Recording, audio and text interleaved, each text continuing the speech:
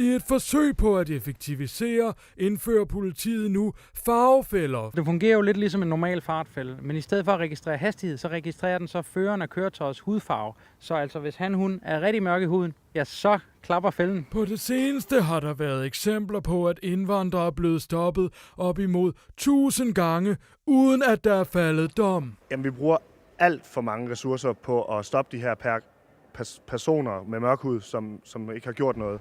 Og alt det vigtige arbejde, det kan fagfælden nu overtage.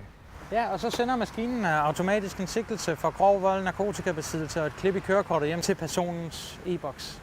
Det er 5. gang, jeg er blevet stoppet i dag. Det er virkelig træls at hele tiden blive stoppet på grund af ens udseende. Men det er jo nemmere, det foregår over e-boks. Hallo. Hvad foregår der her? Ikke noget. Ud med det. Vi skal lige se på bagagerummet en gang her.